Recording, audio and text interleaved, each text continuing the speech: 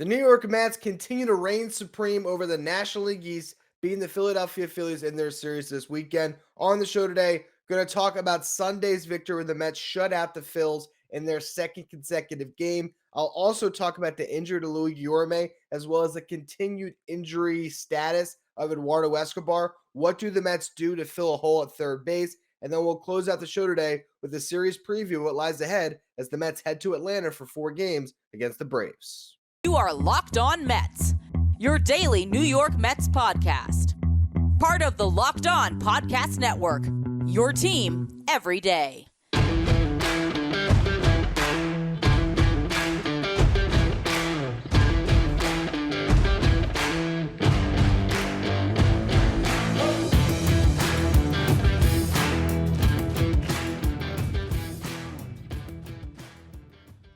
Hello to all you amazing Mets fans. You're watching Locked On Mets, part of the Locked On Podcast Network, your team every day. I'm your host, Ryan Finkelstein. You want to find any of my work, follow me on Twitter at FinkelsteinRyan. You can also find some of my writing at justbaseball.com, where I work as the managing editor. A great series win this weekend, and on Sunday, we saw some dominance out of this Mets team that kind of played the Phillies to a draw over the first couple of nights. Neither offense really broke out, but we finally saw that from the Mets, particularly in the fourth inning, as they just scratched together a bunch of hits against Zack Wheeler. Really had an idea out there of just grinding at bats. That's what we've seen them do against good starting pitching all year. And eventually, if you stack up good at bat after good at bat after good at bat, you find a way to get some runs across. And they scored early also in the first inning. Once again, you see the top of the lineup engineer some runs. Brandon Nimmo leads the game off with a double. Starling Marte, he grounds out. That moved Nimmo over to third. And then Francisco Lindor gets a blue pit. I saw the Phillies broadcasters were making some excuses during the game because similar to Spencer Strider last week, they were pointing out expected batting average or exit velocity to talk about these Mets hits. But what they don't talk about is that the Mets hitters are in great counts when they get these hits. They foul pitches off. They make it tough. And they're not striking out and they're putting the ball in play. And that's why good things are happening for this Mets team. We saw that in the fourth inning in particular. Pete Alonso ends up with a double with 1 out. Vogelback gets out after that. He strikes out. So you have a 2-out rally that happens after the Alonso double. Mark Canha gets a base knock that scores Alonso. Canha goes to second on the throw. Luis Guillorme then snakes a hit through that drives in Mark Canha. Jeff McNeil draws a walk that put 2 runners on for James McCann. McCann hits a blue pit, and you have Guillorme score on it. He ends up pulling his groin. We're going to talk about that more in the next segment. That is a big story for this team. But in the process, also, the Phillies get a little bit lazy on defense. Jeff McNeil hustles and steals a run for the Mets on the bases. McNeil, by the way, I think had an amazing series for this team. Not only was he getting hits after his hitting streak was snapped when he left that first game due to getting the stitches on his thumb. Last 2 nights, got a bunch of knocks, was really impactful with the bat, but more importantly in the field, we saw him work through it a little bit with that thumb. Not easy to deal with, this bandage and the different grip, and he got better and better as the weekend went on and made some really nice plays down the stretch to help the Mets win this series. So it's incredible to see some of these guys fight through injuries. Eduardo Escobar goes out there and has to face Brad Hand today, left on left, because his swing against righties right now is not in a place where he feels comfortable using it without getting hurt. So the Mets are pretty compromised at third base, as I said, and we're going to talk about that more in the next segment. But we got to talk about Chris Bassitt, who once again went out and did a great job for the Mets. I believe I saw a stat, half of his starts this year, he's given up 1 earned run or less for this Mets team. Gives them 5 strong innings, 4 hits allowed, 2 walks, 5 strikeouts. You saw in his last 2 innings, he dealt with traffic, gave up 2 hits to start off the fourth. So he had 2 runners on, gets his way out of it. In the 5th inning, he ends up with 2 runners in scoring position after Brandon Marsh doubled. There was also an error previously that allowed Gene Segura to get on. But 2 runners on, he gets 2 huge strikeouts, ends up walking a batter, but gets out of that inning. That was huge for the Mets to get him through 5. Trevor Williams gave them 2 more strong innings of relief. He now has 20 scoreless innings in a row coming out of the Mets bullpen across his last 7 appearances. a 1.16 ERA in 31 innings of relief this year. I've said it for a while now, dating back to, I believe, the end of the off season or whenever it was the Javi Baez signed, that it became the Trevor Williams trade. Look, obviously Pete Crow Armstrong, amazing. Okay, having a great season in Chicago. But, that trade still, I think, is a little bit underrated in that Zack Scott, the former GM from last year, the interim, he gets a player in Baez that was key to the Mets, or would have been key to the Mets had they not had a second half collapse around him. Really solid year for him in a Mets uniform after the trade. And they got Trevor Williams, who had control. So it's not a good trade. It's not going to be revisited historically as a great trade when Pete Crow Armstrong could be an all-star for the Cubs one day. But Williams has been a really key piece of this Mets team to get him through those 2 innings, lightened the load on the bullpen. Michael Givens gave the Mets an inning. He looked pretty solid. Joely Rodriguez gets 2 strikeouts, but he struggles, gives up some hits and a walk to load the bases. The Mets had to go to Adam Ottavino, which is a little bit unfortunate in a 6-0 game. I respect Buck Showalter for not, taking any chances. You had Alec Boehm up. The last thing you needed is for Alec Boehm to take a pitch from Joely Rodriguez and one swing, cut the lead to 6-4, and then you leave the Phillies team with some life, and JT Realmuto and Nick Castellanos still up. Then all of a sudden, you have to go to Edwin Diaz. Smart to just get Adam Ottavino up, get him in there. He gets the big out, strike out, Mets win the game. All's good, and you complete the shutout, so you only give up 1 earned run in the entire series against this Phillies team. Really was a good performance as a team. Now you got a 4-game set against the Braves in Atlanta. That's going to be a really interesting one for the Mets.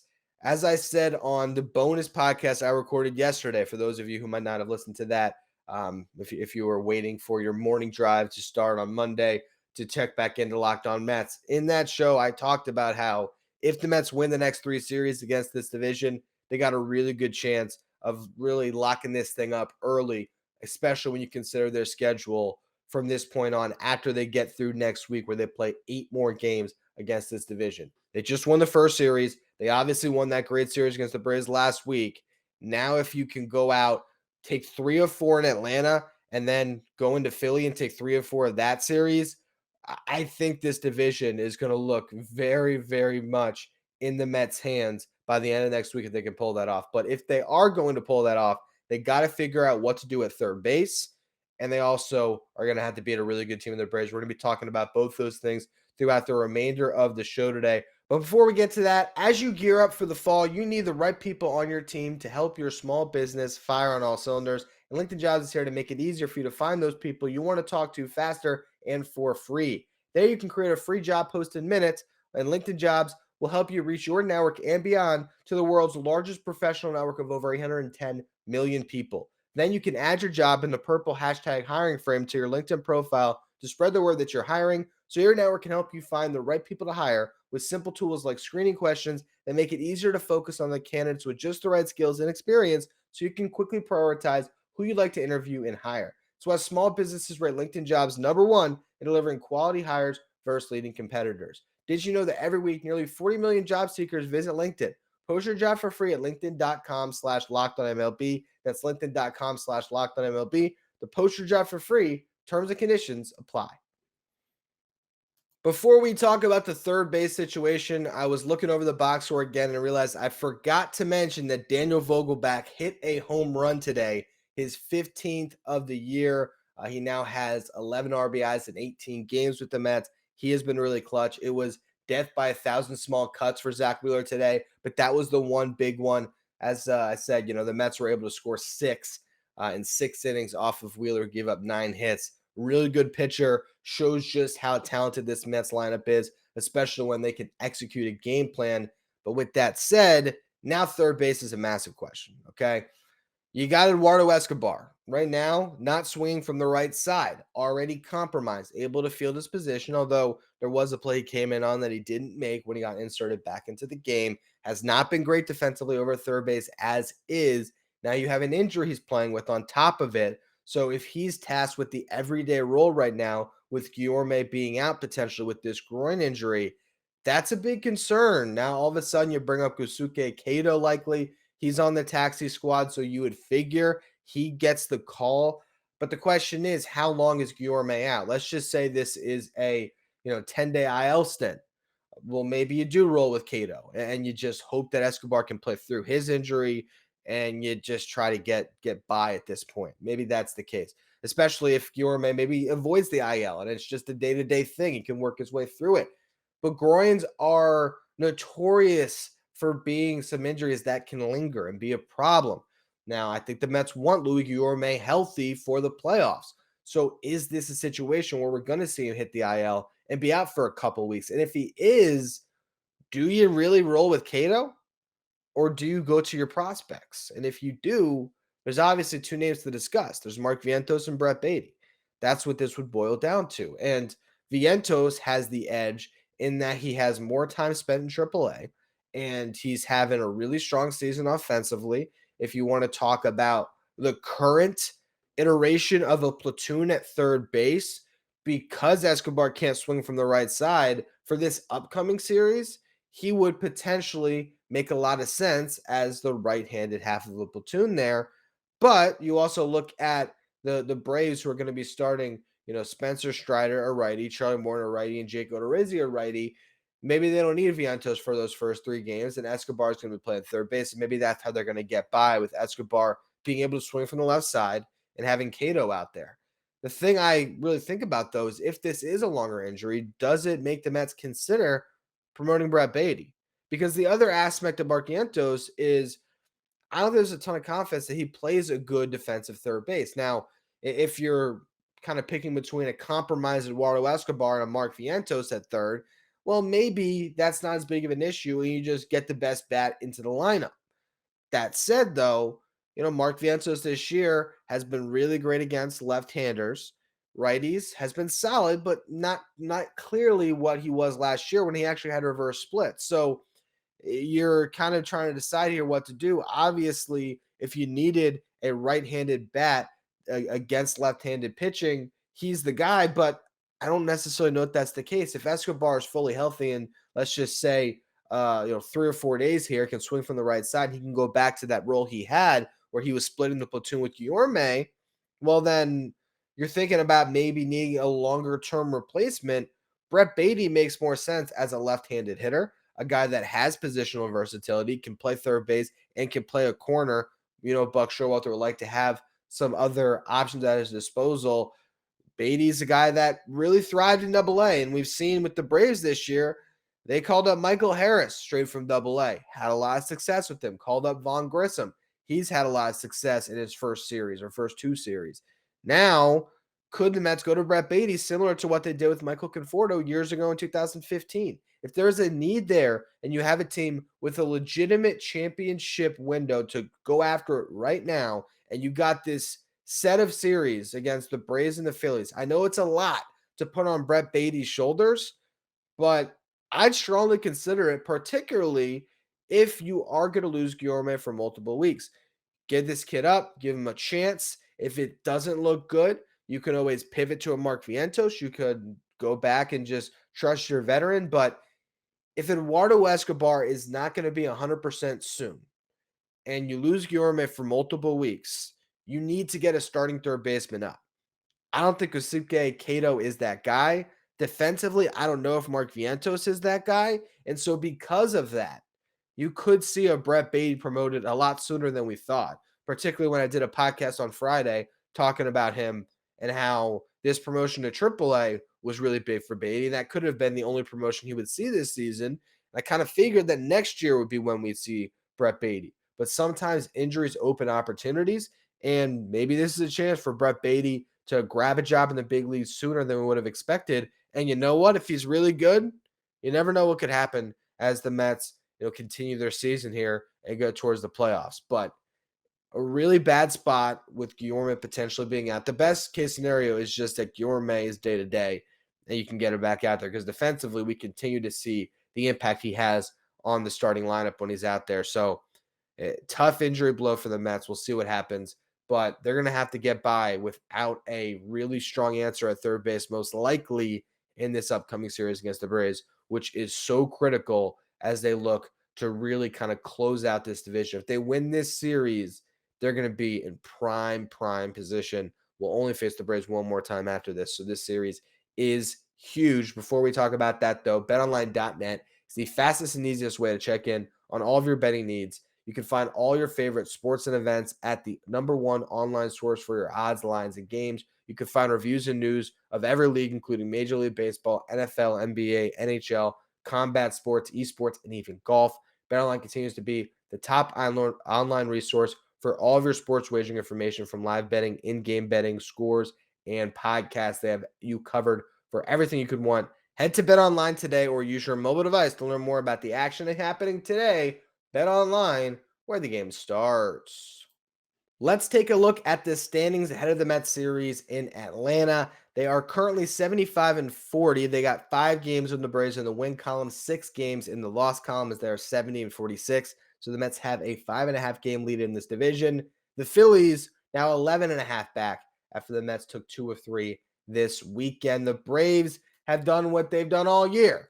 They went out and they beat some bad teams. They beat the Braves. They beat the former Braves, right? Was it the Boston Braves at one point? They beat the Red Sox, okay? They took 2 from them. Then they go into Miami and they sweep a 4-game set. So 6 in a row since the Mets faced the Braves last, which means I guess they picked up, a half a game, right? I guess, yes, a half a game on this Mets team. In the meantime, now they'll go head-to-head again. The Braves continue to beat up on bad baseball teams, but they have not fared well against teams that are over 500. And so we'll see. This is an opportunity to prove if the Braves are a little bit fraudulent. If you go into their house and take 3, even if you split the series, you're feeling pretty good because of what you just did in that last series, taking 4 of 5. And the perfect matchup for game 1 here, Carlos Carrasco going up against Spencer Strider. And the Mets have this game circled on the calendar. That lineup wants to hit the ball really hard against Spencer Strider. He's a good pitcher. It's not going to be easy, but the last time out was against the Mets for Strider. Hasn't pitched since.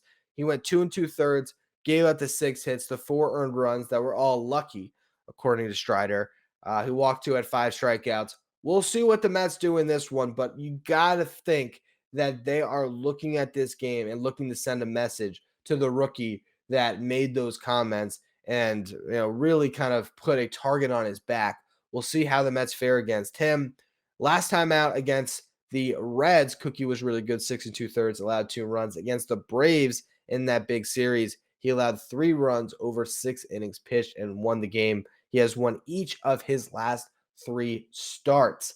Game 2, Charlie Morton versus Taijuan Walker. Morton missed the Mets in that last series. You go through his season where he faced the Mets.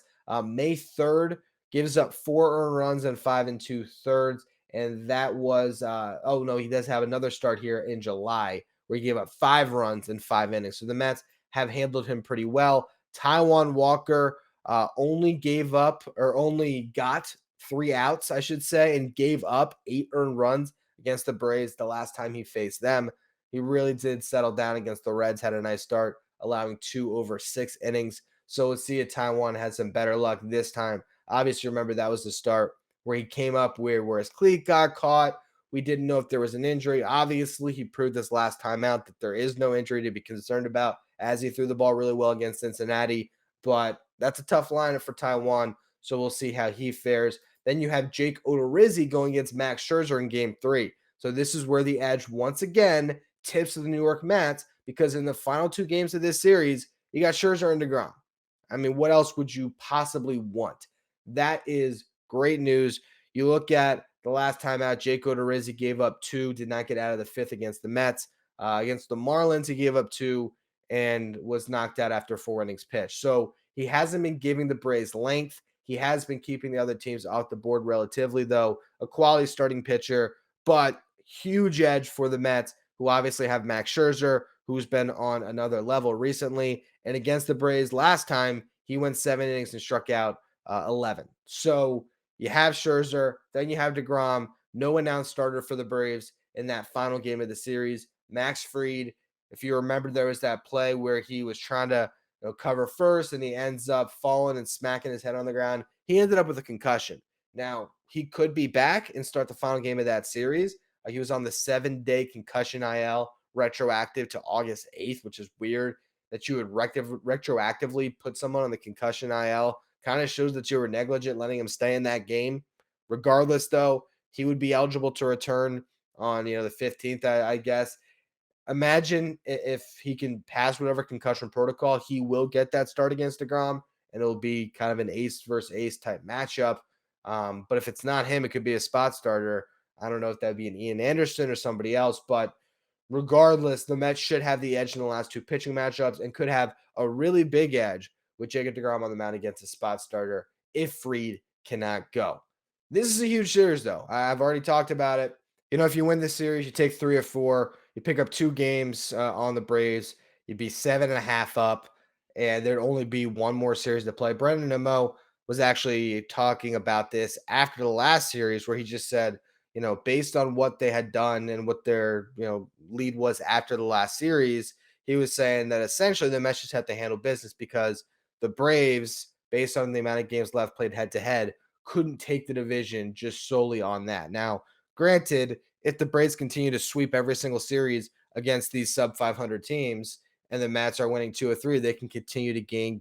And who knows? Maybe when the Mets play the Braves at the end of the season and that series at the end of September, maybe the division is still up for grabs, even if the Mets win this series. That's a possibility.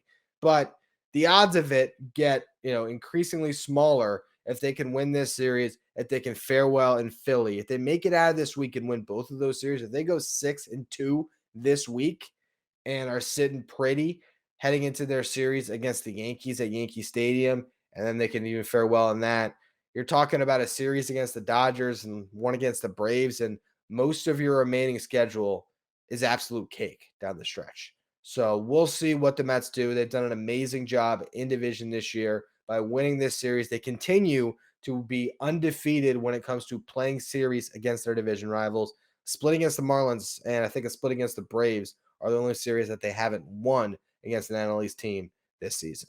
But anyway, that's going to be all for today's edition of Locked On Mets. As always, thank you for listening. Make sure you follow, rate, and review wherever you get your podcast. Make sure you follow me on Twitter at Finkelstein Ryan. Follow the show at Locked On Mets. Thank you for making Locked On Mets your first listen every day. Now for your second listen, check out Locked On MLB. Sully has you covered for everything that's going on in Major League Baseball. You can follow Locked On MLB wherever you get podcasts.